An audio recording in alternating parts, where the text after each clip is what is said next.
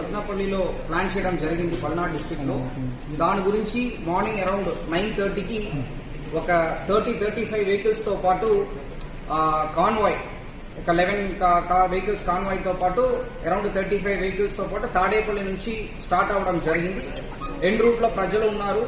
అది కాకుండా వెహికల్స్ కూడా అక్కడక్కడ యాడ్ అయింది. యాడ్ అయినప్పుడు మనం ఏటుకూరు రోడ్డు దగ్గర అంటే మన ఆంజనేయ బొమ్మ ఉంటాయి అక్కడ వచ్చినప్పుడు ఒక సంఘటన జరిగింది.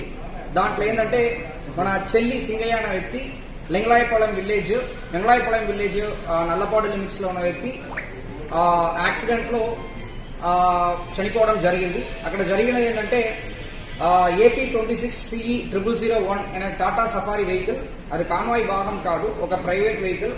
దాంట్లో తగిలి కిందకి పడిపోయారు. దానిపైన వెహికల్ షోల్డర్ లో ఎక్కడం జరిగింది. దాని తర్వాత ఆ పర్టికులర్ చెల్లి సింగయ్య అనే వ్యక్తిని సైడ్ లో పెట్టడం జరిగింది. ఎవరు కూడా వాళ్ళని మళ్ళీ పట్టించుకోవట్లేదు. తర్వాత మన highway petrol police ASI Rajasekhar అనే వ్యక్తి 108కి కాల్ చేస్తూ వాళ్ళని అంబులెన్స్ లో పెట్టి GGH గుంటూరుకి తరలించడం జరిగింది.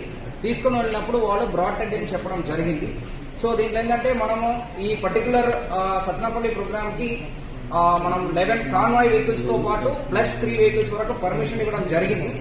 కాకపోతే దాని కాకుండా మళ్ళీ ఒక 38 వెహికల్స్ ఎక్స్ట్రా జాయిన్ అవ్వడము, తర్వాత అన్ఎక్స్పెక్టెడ్ గా క్రౌడ్ ఎక్కువ రావడం వల్ల ఈ సంఘటనలు జరిగింది. దీనిపైన వాళ్ళు కంప్లైంట్ ఇచ్చారంటే దాని మేరకు మనం చట్ట ప్రకారం చర్యలు తీసుకుంటాం.